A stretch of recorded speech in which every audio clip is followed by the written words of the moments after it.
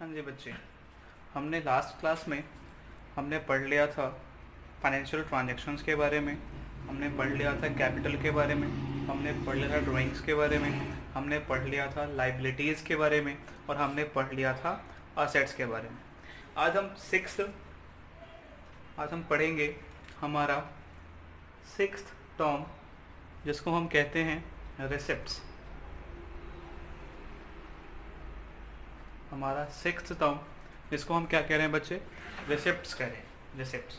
ठीक है, देखिए रिसिप्ट्स क्या होते हैं। अमाउंट रिसीव्ड, अमाउंट रिसीव्ड और रिसीवेबल। ध्यान से पढ़ना, अमाउंट रिसीव्ड और रिसीवेबल फॉर सेलिंग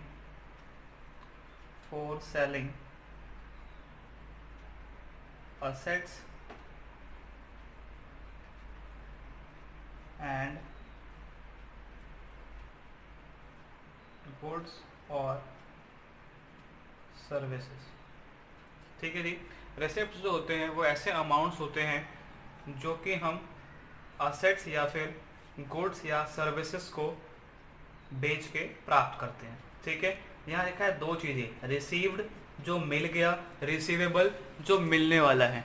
हमने दो बातें लिखी हैं यहाँ पे, अमाउंट रिसीव्ड यानी कि जो मिल गया, ठीक है, या फिर हमें अभी नहीं मिला बाद में मिलेगा, फॉर सेलिंग यानी क्या बेच के असेट्स या फिर गुड्स सर्विसेज, गुड्स या सर्विसेज या फिर असेट्स को बेच के जो अमाउंट मुझे मिलता है उसको हम क्या कहते हैं बच्चे? उनको हम कहते हैं रिसिप्ट्स।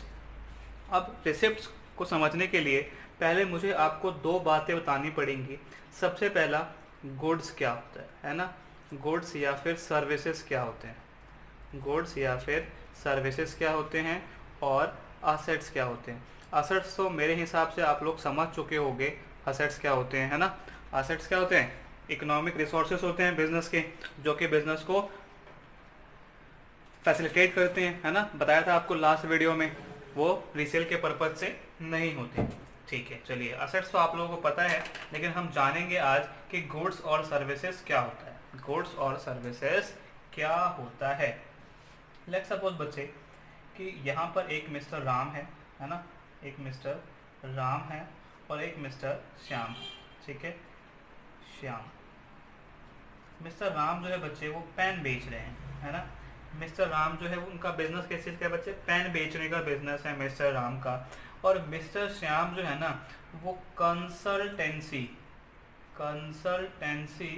सर्विसेज दे रहे हैं। इनका काम है लोगों को कंसल्टेंट सर्विस देना। लोग आते हैं इनके पास अपनी समस्याएं लेके और वो इनको अपनी समस्याओं का समाधान देते हैं। ठीक है, इनका काम क्या है? कंसल्टेंसी सर्विसेज का काम है। ठीक है, अब यहाँ पे राम जो है वो क्या बेच रहा है? पेन बेच रहा है। जो राम बिजनेस कर रहा है किस चीज़ का? पेन का। एक बिजनेस जो है जिस काम को कर रही होती है बच्चे, उस चीज़ को हम क्या कहते हैं? गुड्स कहते हैं। बिजनेस जिस काम में होती है, जिस ऑपरेशन में होती है, उस सामान को हम लोग क्या कहते हैं बच्चे? गुड्स कहते हैं। क्या कहते हैं? गुड्स कहते हैं। इसमें बिजनेस जो है वो अपना काम कर रही होती है। बिजनेस जो है जिस भी चीज़ में ट्रेड कर रही होती है, खरीद बेच कर रही होती है, उस चीज़ को हम क्या कहते हैं बच्चे? गुड्स कहते हैं। अब यहाँ पे कोई सामान तो नहीं है, लेकिन हाँ काम तो ये भी कर रहे हैं किस चीज़ का? कंसल्टेंसी सर्विसेज देने का, सेवाएं दे रहे हैं, तो इसको हम क्या कहते हैं? सर्विसेज कहते हैं। अगर कोई सामान बेच रहा है जिसको देख सकते हैं, छू सकते हैं, तो हम उसको गुड्स बोल देंगे। लेकिन जो देखा नहीं जा सकता, जो छुआ नहीं जा सकता, उसको हम क्या कहते हैं? सर्विसेज कहते हैं। तो गुड्स और सर्विस समझ में आया आपको? अगर राम जो है उसका बिजनेस होता फर्नीचर का, तो फर्नीचर राम के लिए क्या हो जाता? गुड्स हो जाता। अगर राम का बिजनेस है ना, अगर राम का बिजनेस जो है वो मोबाइल फोन का है ना, अगर राम का बिजनेस मोबाइल फोन का होता तो ये मोबाइल फोन क्या हो जाएगा? राम के लिए गुड्स हो जाएगा। ठीक है, अगर इसका बिजनेस फर्नीचर का होगा तो फर्नीचर क्या हो जाएगा? राम के लिए फर्नीचर जो है वो गुड्स हो जाएगा। जिस भी चीज़ का हम बिजनेस करते हैं उस सामान को हम क्या कहते हैं बच्चे? गुड्स कहते हैं। अच्छा, ये पेन बेच रहा है, लेकिन ऐसा तो नहीं है कि इसके जो बिजनेस उसमें सिर्फ पेन होगा, नहीं, इसके बिजनेस में कुछ मशीनें भी होंगी, कुछ फर्नीचर भी होंगे, है ना, ऐसी चीजें भी होंगी जिसका ये बिजनेस नहीं करता। तो ऐसी ही चीजों को हम क्या कहते हैं बच्चे, असेट्स कहते हैं। ठीक है, जिसमें बिजनेस ट्रेड नहीं कर रहा होता, व्यापार नहीं कर रहा होता, ऐसे सामान को हम अपने बिजनेस में क्या कहते हैं, असेट्स कहते हैं। असेट्स मैंने आपको कल ही समझा दिया क्या होता है। चलिए, गुड्स एंड सर्विसेज क्लियर है बच्चे। जिस काम में बिजनेस जो है वो डील कर रहा होता है, ट्रेड कर रहा होता है, उस चीज को हम क्या कहते हैं, गुड्स या फिर सर्विसेज कहते हैं। ठीक है, अच्छा, जब हम गुड्स या फिर सर्विसेज को जब हम गुड्स या फिर सर्विसेज को सेल करते हैं, जब हम गुड्स या फिर सर्विसेज को सेल करते हैं और सेल करने के बाद जो हमें मनी रिसीव्ड होता है, सेल करने के बाद मनी रिसीव्ड हो या फिर रिसीवेबल हो, रिसीव हो जाए तुरंत या फिर हमें बाद में मिले, तो बेटे ऐसे अमाउंट को हम लोग कहते हैं बच्चे रेवेन्यू रिसिप्ट्स। क्या कहते हैं, रेवेन्यू रिसिप्ट्स कहते हैं, रेवेन्यू रिसिप्ट्स कहते हैं। ऐसे अमाउंट जो कि हमें गुड्स या फिर सर्विसेज को बेच के मिले या फिर बाद में मिलने वाला हो, तो ऐसे अमाउंट को हम लोग कहते हैं रेवेन्यू रिसिप्ट्स। अब बिजनेस में असेट्स भी है हमारे पास, लेकिन असेट्स हम बेचने के लिए नहीं आती।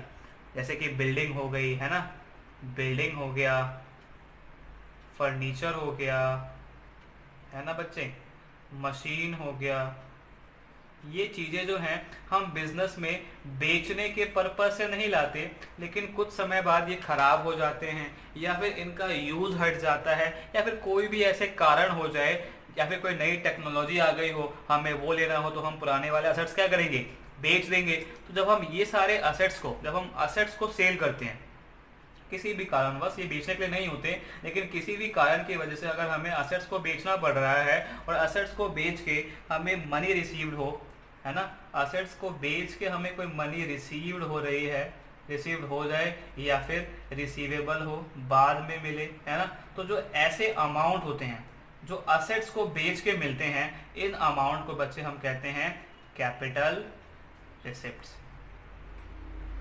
जब हम असेट्स को सोल्ड करते हैं और असेट्स सोल्ड करके हमें कोई भी पैसा रिसीव होता है, तो ऐसे अमाउंट को बच्चे हम कहते हैं कैपिटल रिसिप्ट्स। क्या कहते हैं, कैपिटल रिसिप्ट्स कहते हैं। और जब आप गुड्स और सर्विसेज को सेल करोगे और पैसे रिसीव होंगे, तो क्या कहोगे आप इसे, रेवेन्यू रिसिप्ट कहोगे। क्या कहोगे, रेवेन्यू रिसिप्ट्स कहोगे। अच्छा, इनका बेसिक नेचर होता है, जो रेवेन्यू रिसिप्ट होता है ना, जो रेवेन्यू रिसिप्ट होता है ना, वो रेगुलर बेसिस पे होता है, रेगुलर बेसिस पे होता है। अब आपका काम है पेन बनाने का, तो एक बार पेन बना के छोड़ दो दिन होगे, आप पूरे साल पेन बनाओगे, लगातार बनाओगे और बेचते रहोगे और आपको पैसे मिलते रहेंगे और आप उसको रेवेन्यू रिसिप्ट्स कहते रहोगे। तो जो रेवेन्यू रिसिप्ट्स होते हैं बच्चे, वो रेगुलर बेसिस पे होते हैं। लेकिन क्या आप पूरे साल असेट्स बेचोगे, नहीं सर, असेट्स तो हम कहीं बेचते ही नहीं है, वो कुछ हो जाए या फिर कोई खराब हो जाए, हमें कुछ दूसरा चाहिए होगा, तो हम इस केस में रेयरली बेचते हैं। साल, 2 साल, 5 साल में एक बार हम कोई असेट जो है वो बेच देते हैं। हमारा रेगुलर काम नहीं है एसेट बेचने का, ठीक है। तो जो असेट्स बेच के पैसे मिलते हैं, जो कैपिटल रिसिप्ट्स होती है, इसका एक नेचर होता है, ये रेगुलर बेसिस पे नहीं होता, नॉट ऑफन, है ना। आप नॉट ऑफन लिख सकते हो या फिर लिख सकते हो और नॉन रेगुलर बेसिस, है ना, नॉन रेगुलर बेस पे होता है, ठीक है बच्चे। और ये जो रेवेन्यू रिसिप्ट होता है वो रेगुलर भी होता है और नॉर्मल कोर्स ऑफ बिजनेस में होता है, नॉर्मल कोर्स ऑफ बिजनेस में होता है। रिसिप्ट समझ में आया आपको बच्चे। रिसिप्ट एक अमाउंट है जो कि आपको रिसीव्ड हो गई हो या फिर फ्यूचर में आपको रिसीवेबल हो फॉर सेलिंग असेट्स या फिर गुड्स और सर्विसेज। असेट्स बेच के या फिर कोई गुड्स एंड सर्विसेज को बेच के जो आपको अमाउंट मिलता है उसको हम कहते हैं रिसिप्ट। अब रिसिप्ट को भी दो तरह से कैटेगराइज किया गया है, रेवेन्यू रिसिप्ट, कैपिटल रिसिप्ट। जब आप गुड्स और सर्विसेज को सेल करते हो और जो आपको पैसे मिलते हैं उसको आप कहते हो रेवेन्यू रिसिप्ट। एंड जब आप असेट्स को सेल करते हो और आपको पैसे रिसीव होते हैं उस अमाउंट को आप क्या कहते हो बच्चे, कैपिटल रिसिप्ट कहते हो। कंप्लीट है। चलिए आगे नेक्स्ट करते हैं। रिसिप्ट के बाद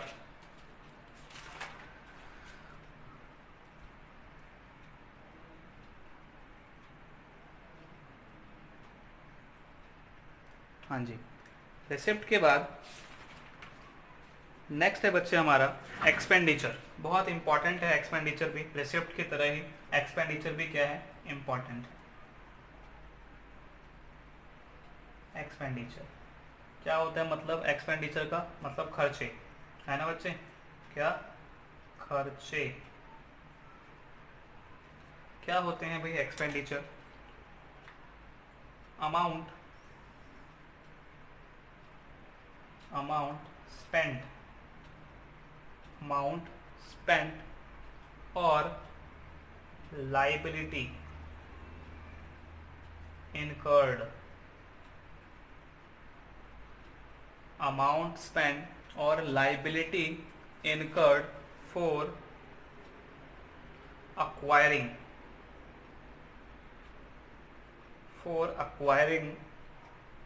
assets और गुड्स और सर्विसेज, असेट्स एंड कर लो यहाँ पे, ठीक है। एक्सपेंडिचर वो अमाउंट होता है जो कि आपने खर्च कर दिए, है ना। Assets are the amount spend, amount खर्च हो गए, या फिर कोई लाइबिलिटी आ गई, आपने पेमेंट कर दी तो वो तो खर्च हो गए, लेकिन आपने प्रॉमिस किया कि भाई पैसे जो है हम आपको बाद में देंगे, तो यहाँ पर क्या होगा बच्चे, लाइबिलिटी इनकर हो जाएगी। लाइबिलिटी इनकर हो गई, आपने पैसे नहीं दिए, लेकिन वो एक्सपेंडिचर तो है। अमाउंट स्पेंड और liability incurred for acquiring assets या फिर गुड्स एंड सर्विसेज, किसी गुड्स एंड सर्विसेज या असेट्स को अक्वायर करने के लिए जो आपने खर्च किया है, उस खर्च को आप क्या कहते हो, एक्सपेंडिचर कहते हो। अमाउंट स्पेंड और liability incurred for acquiring assets and goods and services को क्या कहते हैं, हम उसे एक्सपेंडिचर कहते हैं, ठीक है बच्चे। अब एक्सपेंडिचर जो है इसको भी हमने 3 कैटेगरी में डिवाइड किया है। ये जो एक्सपेंडिचर है, इस एक्सपेंडिचर को भी हमने 3 कैटेगरी में डिवाइड किया है। पहला कैटेगरी जो है बच्चे एक्सपेंडिचर का, वो है कैपिटल एक्सपेंडिचर, कैपिटल एक्सपेंडिचर।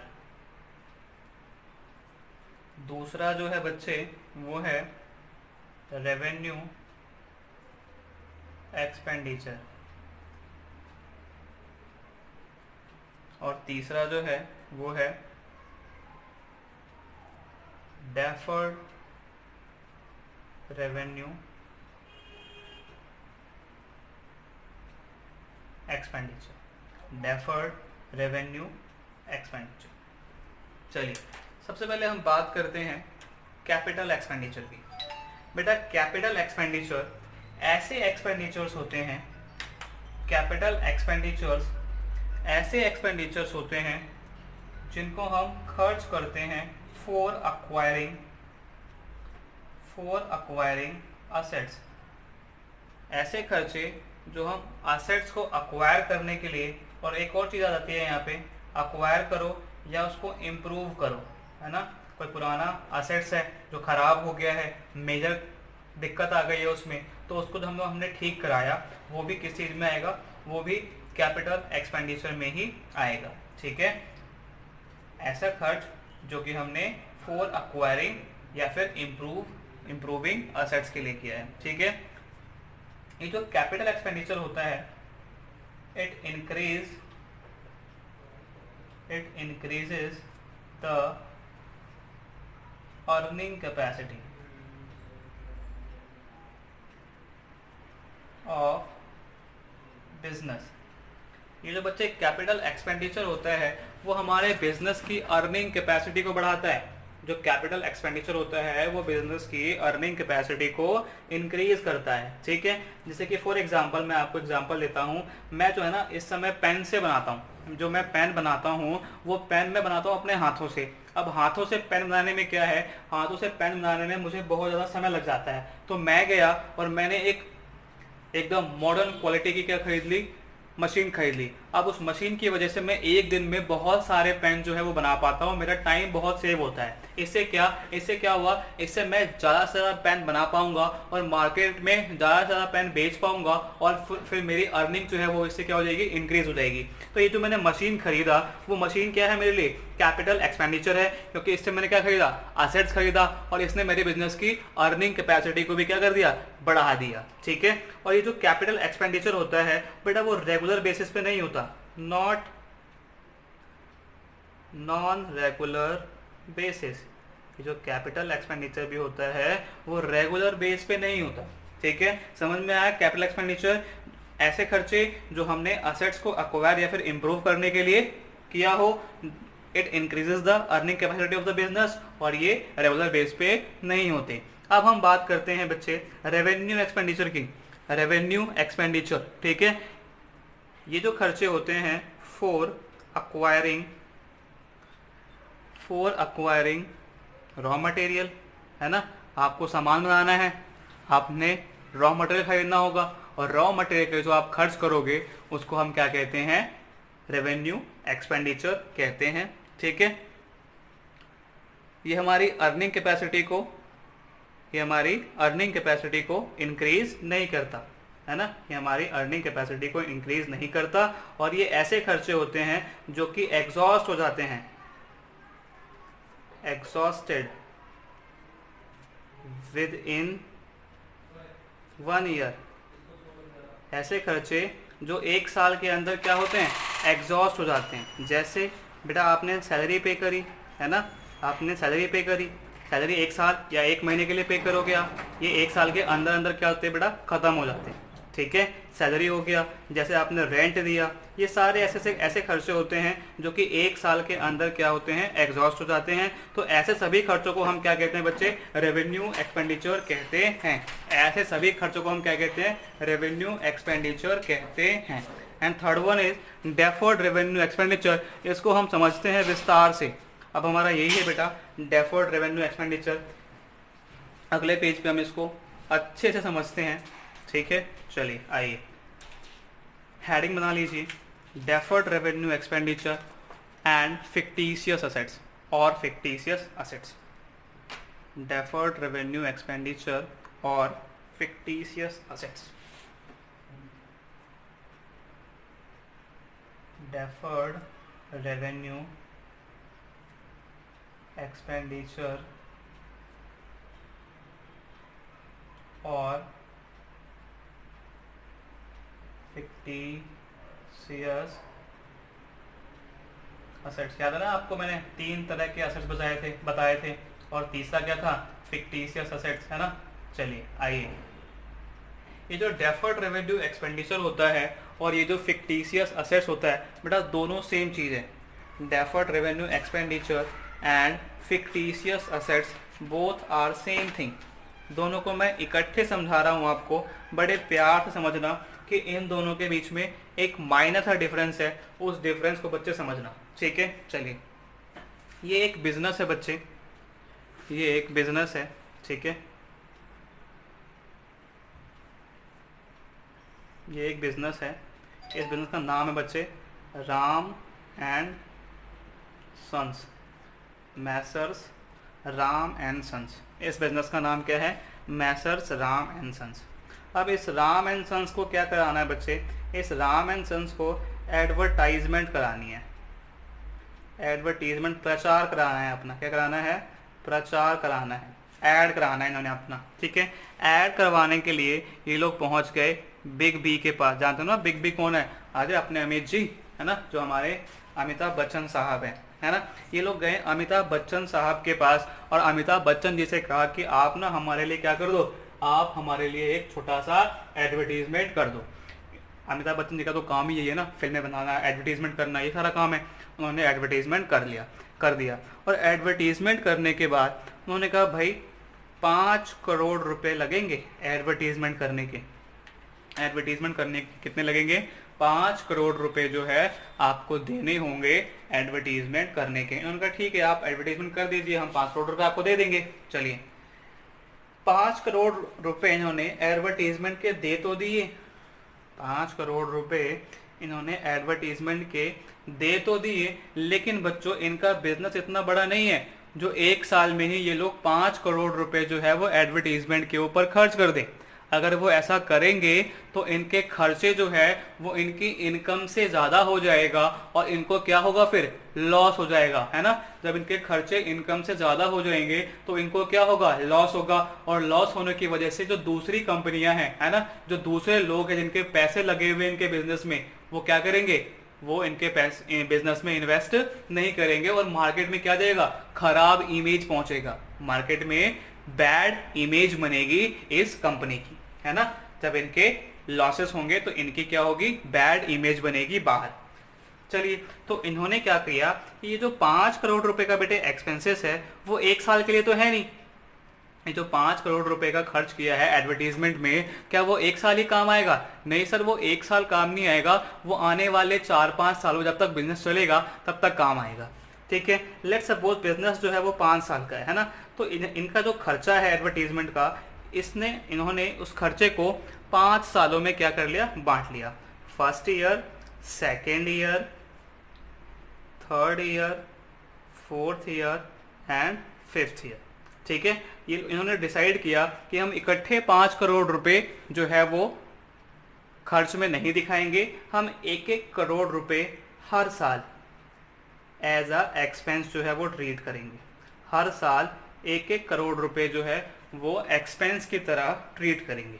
चलिए, तो आइए आप फर्स्ट ईयर में, जब आप पहले साल में आए तो इन्होंने क्या किया, 1 करोड़ रुपए को खर्च दिखाया, 1 करोड़ रुपए को क्या दिखाया, एज अ एक्सपेंसेस दिखाया।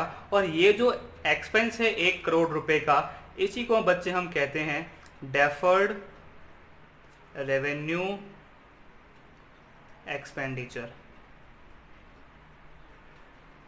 और ये जो फर्स्ट ईयर में ये जो अमाउंट है बचे हुए 4 साल का, फर्स्ट ईयर के बाद ये जो 4 करोड़ रुपए, ये 4 करोड़ रुपए अमाउंट जो बच गए हैं, जो आगे आने वाले 4 सालों में क्या करेंगे, राइट ऑफ करेंगे, इस अमाउंट को हम कहते हैं फिक्टिशियस असेट्स कहते हैं।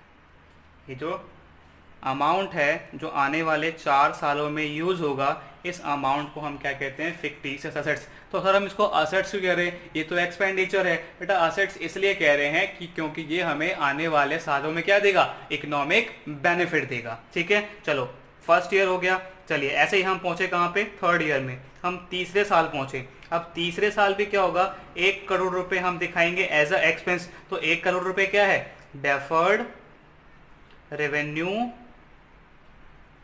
एक्सपेंडिचर, है ना। और जो बचे हुए 2 करोड़ रुपए हैं, जो बचे हुए 2 करोड़ रुपए हैं वो क्या है, फिक्टिशियस असेट्स। ठीक है बच्चे, डिफरेंस समझ में आया, deferred revenue expenditure and fictitious assets का? कोई दिक्कत, कोई परेशानी नहीं। चलिए आगे बढ़ते हैं। हमारा जो नेक्स्ट कॉन्सेप्ट है, नेक्स्ट बेसिक टर्म जो है उसका नाम है बच्चे इनकम। क्या नाम है उसका, इनकम। अब इनकम क्या होता है बच्चे, इनकम इज इक्वल टू, एक फॉर्मूला है बेसिक सा, income is equal to revenue minus expenses. Revenue मतलब क्या भाई, रेवेन्यू का मतलब यहां पर है, रेवेन्यू का मतलब यहां पर है रेवेन्यू रिसिप्ट से, पढ़ा था ना मैं, रेवेन्यू रिसिप्ट। हाँ जी, रेवेन्यू का मतलब यहाँ पे किससे है, रेवेन्यू रिसिप्ट से है। ठीक है, और एक्सपेंसेस का मतलब यहाँ पे, एक्सपेंसेस का मतलब यहाँ पे रेवेन्यू एक्सपेंडिचर से है। बताओ मुझे रेवेन्यू रिसिप्ट्स क्या होते हैं। रेवेन्यू रिसिप्ट्स ऐसे रिसिप्ट्स होते हैं जो कि हमें गुड्स और सर्विसेज को बेच के प्राप्त होता है। ऐसे रिसिप्ट्स जो हमें गुड्स और सर्विसेज को सेल करके मिलता है। और एक्सपेंसेस क्या होता है, रेवेन्यू एक्सपेंडिचर क्या होते हैं, ऐसे खर्चे जो कि हम गुड्स और सर्विसेज को खरीदने के लिए करते हैं, जो कि रेगुलरली होता रहता है। ठीक है, जब आप रेवेन्यू रिसिप्ट से रेवेन्यू एक्सपेंडिचर को माइनस करोगे तो आपको क्या मिलेगा बच्चे, आपको मिलेगी इनकम। ठीक है, तो आप इसको डिफाइन भी कर सकते हो, income is excess of revenue receipts over revenue expenditure. Income क्या है, excess of revenue receipts over revenue expenditure. ठीक है बच्चे, कंप्लीट है। चलिए इसके बाद नेक्स्ट है हमारा तो नेक्स्ट कॉन्सेप्ट है वो है बच्चे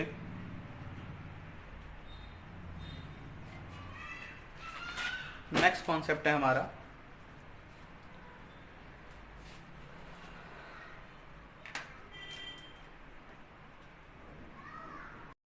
हाँ जी बच्चे, जो नेक्स्ट टर्म है हमारे पास वो है ट्रेड रिसीवेबल्स। क्या है? Trade receivables. और ट्रेड रिसीवेबल्स ऐसे अमाउंट होते हैं जो कि ड्यू होते हैं, यानी कि बकाया होते हैं या फिर मिलने वाले होते हैं। रिसीवेबल्स होते हैं from the customers of the business, from the customers of the business. ठीक है, ऐसे अमाउंट जो कि मिलने वाले होते हैं कस्टमर्स ऑफ द बिजनेस। अब ये बिजनेस का कस्टमर कौन होता है? Let understand with the example. सबसे पहले बच्चे, जब आप सामान को बेचते हो, है ना, जब आप गुड्स को क्या करते हो? सोल्ड करते हो। जब आप सामान को बेचते हो तो आप सामान को दो तरह से बेच सकते हो। या तो आप कैश सेल कर दो, है ना, या फिर आप उधार बेच दो, क्रेडिट सेल कर दो, है ना। कैश सेल भी कर सकते हैं हम और क्रेडिट सेल भी कर सकते हैं। जब आप सामान को उधार में बेचते हो बच्चे, तो यहाँ पर आपको कैश रिसीव नहीं होता। जब आप सामान को उधार में बेचोगे तो आपको कैश रिसीव नहीं होता, और इसी चीज़ को हम क्या कहते हैं? ट्रेड रिसीवेबल बोलते हैं, है ना, जो पैसे हमें बाद में मिलने होते हैं। कैश सेल में क्या होता है? हमें तुरंत क्या होता है? कैश रिसीव हो जाता है, लेकिन क्रेडिट सेल में हमें कैश रिसीव नहीं होता, और इसी को हम क्या कहते हैं? ट्रेड रिसीवेबल कहते हैं। अब ये जो ट्रेड रिसीवेबल है बच्चे, ये ट्रेड रिसीवेबल जो है वो दो तरह का होता है। एक होता है बच्चे डेटर, और एक होता है बिल रिसीवेबल। एक होता है डेटर और एक होता है बिल्स रिसीवेबल। आइए इसको भी समझते हैं एक एग्जांपल से। ठीक है, जैसे बच्चे देखो यहाँ पे मिस्टर एक्स है, ठीक है, और ये मिस्टर वाई है। ठीक है, मिस्टर एक्स ने क्या किया? मिस्टर वाई को गुड्स बेचा, गुड्स सोल्ड किया उधार पे, क्रेडिट पे। कितने का? 40,000 रुपये। 40,000 रुपये का सामान मिस्टर एक्स ने मिस्टर वाई को उधार पे बेच दिया। ठीक है, तो ये जो मिस्टर वाई हैं, मिस्टर वाई जो हैं वो मिस्टर एक्स के लिए क्या बन गए? डेटर बन गए। ठीक है ना, डेटर बन गए। इनको हम कस्टमर भी कहते हैं हमारे बिजनेस का। अब मिस्टर एक्स के लिए मिस्टर वाई क्या बन गए बच्चे? डेटर बन गए। ठीक है, तो इसको हम क्या कहते हैं? डेटर कहते हैं। जब हम किसी पर्सन को उधार में सामान बेचते हैं, ठीक है, तो उस पर्सन को हम क्या कहते हैं? डेटर कहते हैं। क्या बोलते हैं बच्चे? डेटर बोलते हैं। एक और चीज़ होती है, अब कभी कभार क्या होता है, मिस्टर वाई जो है वो एक पर्चे पे लिख के दे देंगे कि सर मिस्टर एक्स जी, मैं आपको पेमेंट कर दूंगा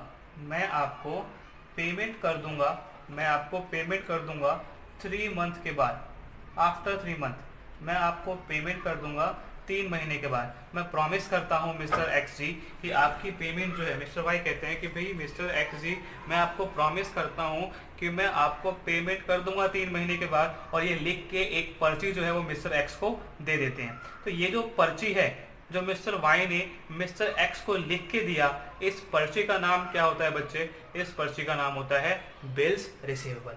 ठीक है, समझ में आया? ट्रेड रिसीवेबल दो तरह के होते हैं, डेटर और बिल्स रिसीवेबल। डेटर कौन होता है? कस्टमर ऑफ द बिजनेस होता है। और जब ये कस्टमर एक पर्चे लिख के दे देते हैं बिजनेस को कि आपको हम प्रॉमिस करते हैं कि हम आपको पेमेंट कर देंगे कितने महीने के बाद? 3 महीने, 4 महीने, 5 महीने, 6 महीने, जब भी पेमेंट कर देंगे।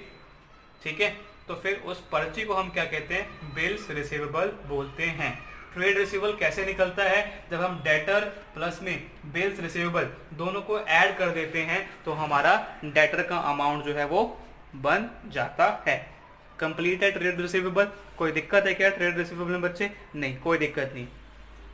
हमारा जो 10th कॉन्सेप्ट है, मतलब कि नेक्स्ट टर्म है बच्चे, वो है ट्रेड पेबल। ट्रेड पेबल बहुत मिलता जुलता कॉन्सेप्ट है ऊपर से, इसलिए मैंने इसको यहीं पर लिखवा दिया। अब बच्चे बताओ ट्रेड पेबल क्या होता है? ट्रेड पेबल क्या होता है? तो बच्चे ट्रेड पेबल जो है वो एक ऐसा अमाउंट होता है,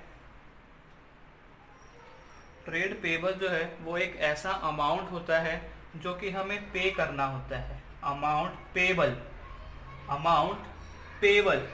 फॉर द परचेज ऑफ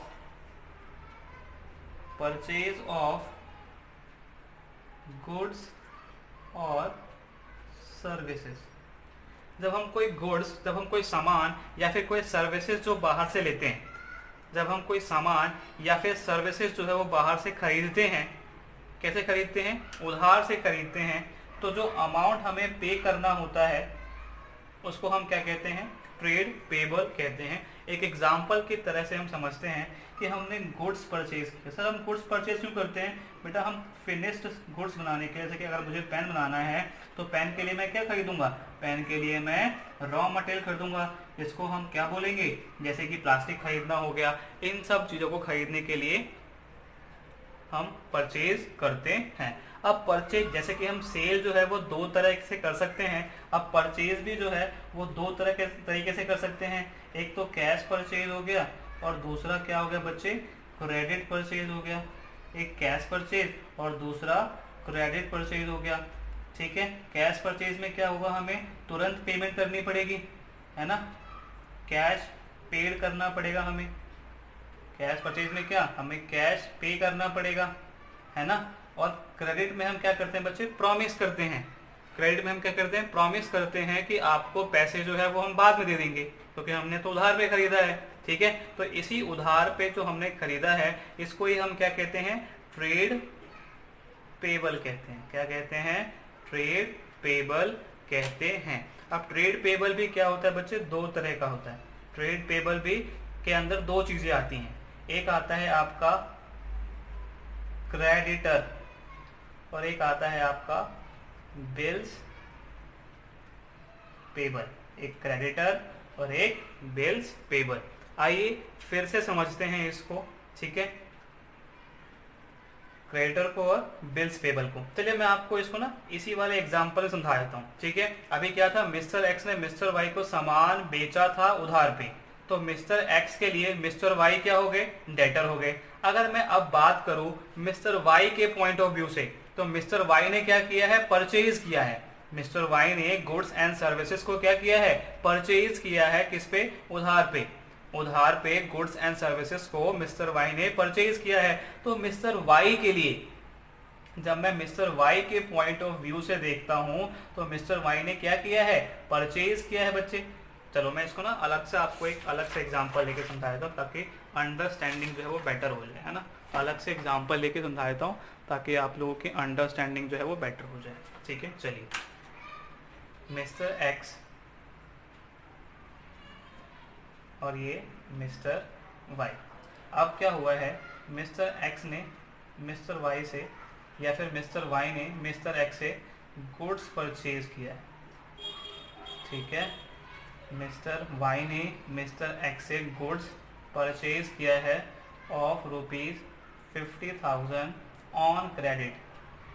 उधार पे गुड्स परचेज किया है 50,000 रुपये का। ठीक है, किसने परचेज किया? मिस्टर वाई ने परचेज किया।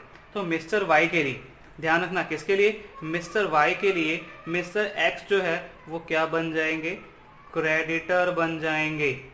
मिस्टर एक्स जो है मिस्टर वाई के लिए क्या बन जाएंगे? क्रेडिटर, क्योंकि मिस्टर वाई को पैसे देने हैं किसको? मिस्टर एक्स को इन फ्यूचर, है ना? फ्यूचर में मिस्टर एक्स को मिस्टर वाई ने पेमेंट करनी है, तो मिस्टर वाई के लिए मिस्टर एक्स क्या बन गए? क्रेडिटर बन गए। लेकिन जब मिस्टर एक्स जो है जिनको पेमेंट मिलनी है या फिर मिस्टर वाई जो है वो क्या करेंगे? एक पर्चे लिख के देंगे, है ना? मिस्टर वाई क्या करेंगे? एक पर्चे लिख के देंगे, है ना? एक पर्चे लिख के देंगे और प्रॉमिस करेंगे। क्या करेंगे? प्रॉमिस करेंगे कि हम आपको पेमेंट कर देंगे 3 मंथ आफ्टर, है ना, हम आपको पे कर देंगे आफ्टर 3 मंथ। तो इस पर्ची को मिस्टर वाई क्या बोलेंगे? इस पर्ची को मिस्टर वाई बोलेंगे बिल्स पेबल, बिल्स पेबल। ठीक है, तो ये पर्ची मिस्टर वाई के लिए क्या बन जाएगा? बिल्स पेबल बन जाएगा। ठीक है, देखो यहाँ पे मिस्टर वाई ने क्या किया, मिस्टर एक्स से गुड्स परचेज किया उधार पे 50,000 रुपये का, तो मिस्टर वाई के लिए मिस्टर एक्स क्या बन गए? क्रेडिटर बन गए। ठीक है, लेकिन जब मिस्टर वाई प्रॉमिस करेंगे किसको? मिस्टर एक्स को, कि मैं आपको 3 मंथ के बाद पेमेंट कर दूंगा, और ये जो एक पर्चे उन्होंने क्रिएट किया है, बनाया है, वो पर्चे मिस्टर वाई के लिए क्या बन जाएगा? बिल्स पेबल बन जाएगा। और यही पर्ची अगर मैं बात करूं मिस्टर एक्स के पॉइंट ऑफ व्यू से, तो क्या बन जाएगा? बिल्स रिसीवेबल बन जाएगा, जो हमने पीछे के एग्जाम्पल में देखा था। कंप्लीट है बच्चे? कोई दिक्कत परेशानी नहीं? कोई दिक्कत परेशानी नहीं है। चलिए, ऐसे करके हमने कुछ बेसिक टर्म्स को क्या किया है? कवर किया है। थोड़े बहुत बेसिक टर्म्स जो है वो और रह गए हैं, आइए जल्दी जल्दी इनको भी हम निपटा लेते हैं। चलिए, नेक्स्ट जो बेसिक टर्म हमारे पास है, नेक्स्ट जो टर्म है हमारे पास, वह बचे prepaid expenses. Prepaid expenses, prepaid से कुछ समझ में आ रहा है क्या आपको? आप लोग फ़ोन रिचार्ज करते हो, है ना, आपने फ़ोन 2 तरह से रिचार्ज कर सकते हो आप लोग, एक होता है प्रीपेड और एक होता है पोस्ट पेड, है ना। प्रीपेड में क्या होता है बच्चे? प्रीपेड में क्या होता है कि आपको पहले देने होते हैं पैसे, है ना। प्रीपेड में क्या होता है? आपको पहले देने होते हैं पैसे और आपको फिर बेनिफिट बाद में मिलता है। पहले आप पेमेंट करते हो और फिर आपको बेनिफिट बाद में दिया जाता है। तो प्रीपेड एक्सपेंसेस जो है, इसी तरीके से ऐसे एक्सपेंसेस होते हैं, ऐसे एक्सपेंसेस होते हैं जो कि हम पे कर देते हैं, पेड इन एडवांस। ऐसे खर्चे जो हम एडवांस में दे दें, है ना, ऐसे खर्चे जो कि हम एडवांस में दे दें, तो हम क्या कहेंगे? उसको प्रीपेड एक्सपेंस कहेंगे। चलिए एग्जांपल लेके समझते हैं प्रीपेड एक्सपेंस को। ये बच्चे 1 जनवरी को, है ना, 1 जनवरी को हमारा साल स्टार्ट होता है बिजनेस का साल जो है वो हमारा 1 जनवरी से स्टार्ट होता है और 31 दिसंबर को, 31 दिसंबर को ख़त्म हो जाता है। ठीक है, बीच में मैं बताऊं आपको 1 जुलाई, है ना, 1 जुलाई को मैंने क्या किया? 1 जुलाई को मैंने रेंट पे किया 1 लाख रुपए का 1 साल के लिए। ठीक है, 1 जुलाई को मैंने रेंट पे किया कितने के लिए बच्चे? 1 लाख रुपए का पूरे साल के लिए। ठीक है, समझ में आ रहा है आप लोगों को? ठीक है, अब ये जो रेंट मैंने पे किया है वो 1 साल चलेगा।